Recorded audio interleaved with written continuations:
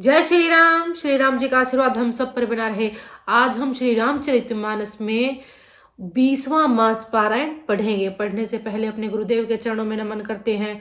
भगवान शिव, माता पार्वती, श्री राम जी और सीता माता के चरणों में नमन करते हैं और हनुमान जी से प्रार्थना करते हैं कि वो पढ़ने में हमें शक्ति प्रदान करे और पढ़ने में कोई गलती हो तो हमें क्षमा करे। ओम श्री गणेशाय नमः। प्रातः काल भरत जी ने तीर्थराज में स्नान किया और समाज सहित मुनि को सिर नवाकर और ऋषि की आज्ञा तथा आशीर्वाद को सिर चढ़ाकर दंडवत करके बहुत विनती की।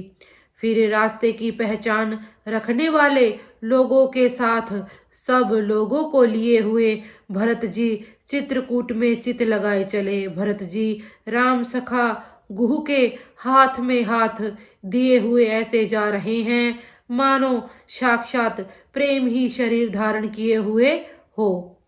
न तो उनके पैरों में जूते हैं और न सिर पर छाया है। उनका प्रेम नियम व्रत और धर्म निष्कपट सच्चा है। वे सखा निषाद राज से लक्ष्मण जी, श्री रामचंद्र जी और सीता जी के रास्ते की बातें पूछते हैं और वह कोमल वाणी से कहता है। श्री रामचंद्र जी के ठहरने की जगहों और वृक्षों को देखकर उनके हृदय में प्रेम रोके नहीं रुकता। भरत जी की यह दशा देखकर देवता फूल बरसाने लगे। पृथ्वी कोमल हो गई और मार्ग मंगल का मूल बन गया। बादल छाया किए जा रहे हैं। सुख देने वाली सुंदर हवा बह रही है। भरत जी के जाते समय मार्ग जैसा सुखदायक हुआ वैसा श्री रामचंद्र जी को भी नहीं हुआ था। रास्ते में असंख्यक जड़ चेतन जीव थे जिन्होंने प्रभु श्री रामचंद्र जी को देखा। वे सब उसी समय परम पद के अधिकारी हो गए, परंतु अब भरत जी के दर्शन ने तो उनका जन्म मरण रूपी रोग ही मिटा दिया। श्री राम दर्शन से तो वे परम पद के अधिकारी ही हुए थे, परंतु भरत दर्शन से उन्हें वह परम पद प्राप्त हो गया। भरत जी के लिए यह कोई बड़ी बात नहीं है, जिन्हें श्री राम जी स्वयं अपने मन में स्मरण करते रहते हैं। जगत में जो भी मनुष्य एक बार राम कह लेते हैं वे भी तरने तारने वाले हो जाते हैं। फिर भरत जी तो श्री रामचंद्र जी के प्यारे तथा उनके छोटे भाई ठहरे, तब भला उनके लिए मार्ग सुखदायक कैसे न हो। सिद्ध साधु और श्रेष्ठ मुनि ऐसा कह रहे हैं और भरत जी को देखकर हृदय में हर्ष लाभ करते हैं।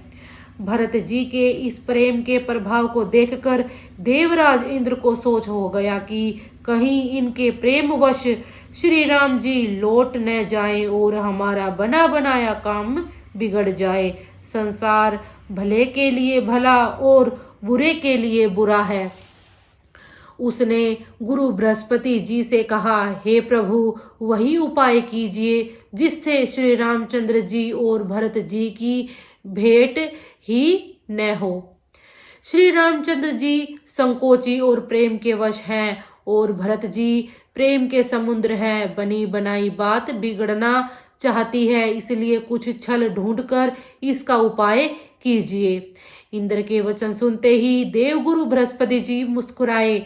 उन्होंने 1000 नेत्रों वाले इंद्र को ज्ञान रूपी नेत्रों से रहित अर्थात मूर्ख समझा और कहा, हे देवराज, माया के स्वामी श्री रामचंद्र जी के सेवक के साथ कोई माया करता है तो वह उलटकर अपने ही ऊपर आ पड़ती है। उस समय तो श्री रामचंद्र जी का रुख जानकर कुछ किया था, परंतु इस समय कूचाल करने से हानि ही होगी। हे देवराज, श्री रघुनाथ जी का स्वभाव सुनो। वे अपने प्रति किए हुए अपराध से कभी रुष्ट नहीं होते, पर जो कोई उनके भक्त का अपराध करता है वह श्री राम की क्रोधाग्नि में जल जाता है। लोक और वेद दोनों में इतिहास प्रसिद्ध है। इस महिमा को दुर्वासा जी जानते हैं। सारा जगत श्री राम को जपता है। वे श्री राम जी जिनको जपते हैं, उन भरत जी के समान श्री रामचंद्र जी का प्रेमी कौन होगा। हे देवराज, रघुकुल के श्रेष्ठ श्री रामचंद्र जी के भक्त का काम बिगाड़ने की बात मन में भी न लाइए। ऐसा करने से लोक में अपयश और परलोक में दुख होगा और शोक का सामान दिनों दिन बढ़ता ही चला जाएगा। हे देवराज, हमारा उपदेश सुनो। श्री राम जी को अपना सेवक परम प्रिय है। वे अपने सेवक की सेवा से सुख मानते हैं और सेवक के साथ वैर करने से बड़ा भारी वैर मानते हैं। यद्यपि वे सम हैं, उनमें न राग है न रोष है और न वे किसी का पाप पुण्य और गुण दोष ही ग्रहण करते हैं। उन्होंने विश्व में कर्म को ही प्रधान कर रखा है। जो जैसा करता है वह वैसा ही फल भोगता है। तथापि वे भक्त और अभक्त के हृदय के अनुसार सम और विषम व्यवहार करते हैं। गुण रहित, निर्लेप, मान रहित और सदा एक रस भगवान श्री राम भक्त के प्रेमवश ही सगुण हुए हैं। श्री राम जी सदा अपने सेवकों की रुचि रखते आए हैं। वेद पुराण साधु और देवता इसके साक्षी हैं। ऐसा हृदय में जानकर कुटिलता छोड़ दो और भरत जी के चरणों में सुंदर प्रीति करो। हे देवराज इंद्र, श्री रामचंद्र जी के भक्त सदा दूसरों के हित में लगे रहते हैं। वे दूसरों के दुख से दुखी और दयालु होते हैं। फिर भरत जी और भक्तों के शिरोमणि, उनसे बिल्कुल न डरो। प्रभु श्री रामचंद्र जी सत्य प्रतिज्ञा और देवताओं का हित करने वाले हैं और भरत जी श्री राम जी की आज्ञा के अनुसार चलने वाले हैं। तुम व्यर्थ ही स्वार्थ के विशेषवश होकर व्याकुल हो रहे हो। इसमें भरत जी का कोई दोष नहीं, तुम्हारा ही मोह है। देवगुरु बृहस्पति जी की श्रेष्ठ वाणी सुनकर इंद्र के मन में बड़ा आनंद हुआ और उनकी चिंता मिट गई। तब हर्षित होकर देवराज फूल बरसाकर भरत जी के स्वभाव की सराहना करने लगे। इस प्रकार भरत जी मार्ग में चले जा रहे हैं। उनकी प्रेममयी दशा देखकर मुनि और सिद्ध लोग भी सिहाते हैं। भरत जी जब भी राम कहकर लंबी सांस लेते हैं, तभी मानो चारों ओर प्रेम उमड़ पड़ता है। उनके प्रेम और दीनता से पूर्ण वचनों को सुनकर वज्र और पत्थर भी पिघल जाते हैं। अयोध्या वासियों का प्रेम कहते नहीं बनता। बीच में निवास करके भरत जी यमुना जी के तट पर आए। यमुना जी का जल देखकर उनके नेत्रों में जल भर आया। श्री रघुनाथ जी के रंग का सुंदर जल देखकर सारे समाज सहित भरत जी प्रेम विह्वल होकर श्री राम जी के विरह रूपी समुद्र में डूबते डूबते विवेक रूपी जहाज पर चढ़ गए। उस दिन यमुना जी के किनारे निवास किया। समयानुसार सबके लिए खान पान आदि की सुंदर व्यवस्था हुई। निषाद राज का संकेत पाकर रात ही रात में घाट घाट की अगणित नावें वहां आ गई, जिनका वर्णन नहीं किया जा सकता। सवेरे एक ही खेवे में सब लोग पार हो गए और श्री रामचंद्र जी के सखा निषाद राज की इस सेवा से संतुष्ट हुए। फिर स्नान करके और नदी को सिर नवाकर निषाद राज के साथ दोनों भाई चले। आगे अच्छी अच्छी सवारियों पर श्रेष्ठ मुनि हैं, उनके पीछे सारा राज समाज जा रहा है। उसके पीछे दोनों भाई बहुत सादे भूषण वस्त्र और वेश से पैदल चल रहे हैं। सेवक मित्र और मंत्री के पुत्र उनके साथ हैं। लक्ष्मण सीता जी और श्री रघुनाथ जी का स्मरण करते जा रहे हैं।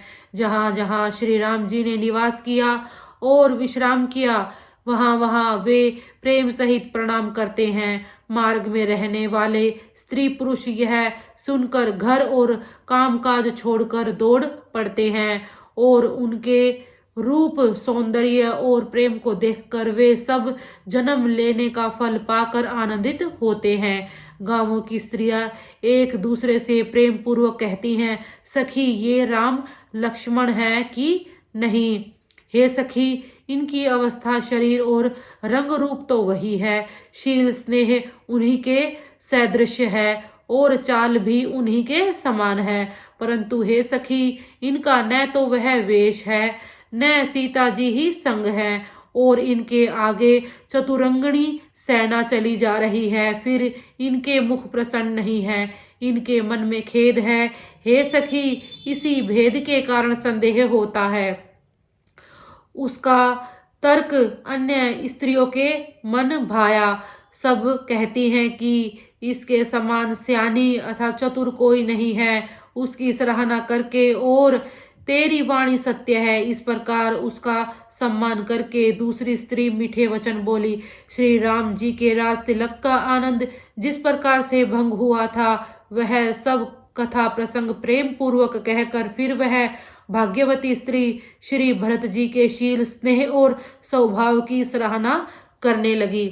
वह बोली, देखो ये भरत जी पिता के दिए हुए राज्य को त्याग कर पैदल चलते और फलाहार करते हुए श्री राम जी को मनाने के लिए जा रहे हैं। इनके समान आज कौन है? भरत जी का भाईपना, भक्ति और इनके आचरण कहने और सुनने से दुख और दोषों के हरने वाले हैं। हे सखी, उनके संबंध में जो कुछ भी कहा जाए वह थोड़ा है। श्री रामचंद्र जी के भाई ऐसे क्यों न हो? छोटे भाई शत्रुघ्न सहित भरत जी को देखकर हम सब भी आज धन्य स्त्रियों की गिनती में आ गई। इस प्रकार भरत जी के गुण सुनकर और उनकी दशा देखकर स्त्रियां पछताती हैं और कहती हैं, यह पुत्र कैकई जैसी माता के योग्य नहीं है। कोई कहती है, इसमें रानी का भी दोष नहीं है, यह सब विधाता ने ही किया है जो हमारे अनुकूल है। कहाँ तो हम लोक और वेद दोनों की विधि से हीन, कुल और करतूत दोनों से मलिन तुच्छ स्त्रियां जो जंगली प्रांत और बुरे गांव में बसती हैं, और स्त्रियों में भी नीच स्त्रियां हैं, और कहाँ यह महान पुण्यों का परिणाम स्वरूप इनका दर्शन, ऐसा ही आनंद और आश्चर्य गांव गांव में हो रहा है, मानो मरुभूमि में कल्प वृक्ष उग गया हो। भरत जी का स्वरूप देखते ही रास्ते में रहने वाले लोगों के भाग्य खुल गए, मानो देव योग से सिंहल द्वीप के बसने वालों को तीर्थराज प्रयाग सुलभ हो गया हो। इस प्रकार अपने गुणों सहित श्री रामचंद्र जी के गुणों की कथा सुनते और श्री रघुनाथ जी को स्मरण करते हुए भरत जी चले जा रहे हैं। वे तीर्थ देखकर, स्नान और मुनियों के आश्रम तथा देवताओं के मंदिर देखकर प्रणाम करते हैं और मन ही मन यह वरदान मांगते हैं कि श्री सीता राम के चरण कमलों में प्रेम हो। मार्ग में भील, कोल आदि वनवासी तथा वानप्रस्थ ब्रह्मचारी, सन्यासी और विरक्त मिलते हैं। उनमें से जिस तिस से प्रणाम करके पूछते हैं कि लक्ष्मण जी, श्री राम जी और जानकी जी किस वन में हैं। वे प्रभु के सब समाचार कहते हैं और भरत जी को देखकर जन्म का फल पाते हैं। जो लोग कहते हैं कि हमने उनको कुशल पूर्वक देखा है, उनको ये श्री राम लक्ष्मण के समान ही प्यारे मानते हैं। इस प्रकार सबसे सुंदर वाणी से पूछते और श्री राम जी के वनवास की कहानी सुनते जाते हैं। उस दिन वहीं ठहर कर दूसरे दिन प्रातः काल की ही श्री रघुनाथ जी का स्मरण करके चले। साथ के सब लोगों को भी भरत जी के समान ही श्री राम जी के दर्शन की लालसा लगी हुई है। सबको मंगल सूचक शकुन हो रहे हैं। सुख देने वाले पुरुषों के दाहिने और स्त्रियों के बाएं नेत्र और भुजाएं फड़क रही हैं। समाज सहित भरत जी को उत्साह हो रहा है कि श्री रामचंद्र जी मिलेंगे और दुख दाह मिट जाएगा। जिसके जी में जैसा है वह वैसा ही मनोरथ करता है। सब स्नेह रूपी मदिरा से छके अर्थात प्रेम में मतवाले हुए चले जा रहे हैं। अंग शिथिल हैं, रास्ते में पैर डगमगा रहे हैं और प्रेमवश विहल वचन बोल रहे हैं। राम सखा निषाद राज ने उसी समय स्वाभाविक ही सुहावना पर्वत शिरोमणि कामदगिरि दिखलाया, जिसके निकट ही पयस्विनी नदी के तट पर सीता जी समेत दोनों भाई निवास करते हैं। सब लोग उस पर्वत को देखकर जानकी जीवन श्री रामचंद्र जी की जय हो ऐसा कहकर दंडवत प्रणाम करते हैं। राज समाज प्रेम में ऐसा मग्न है मानो श्री रघुनाथ जी अयोध्या को लौट चले हों। भरत जी का उस समय जैसा प्रेम था वैसा शेष जी भी नहीं कह सकते। कवि के लिए तो वह वैसा ही अगम है जैसा अहंता और ममता से मलिन मनुष्यों के लिए ब्रह्मानंद है। सब लोग श्री रामचंद्र जी के प्रेम के मारे शिथिल होने के कारण सूर्यास्त होने तक 2 ही कोस चल पाए और जल स्थल का सुपास देखकर रात को वहीं बिना खाए पिए ही रह गए।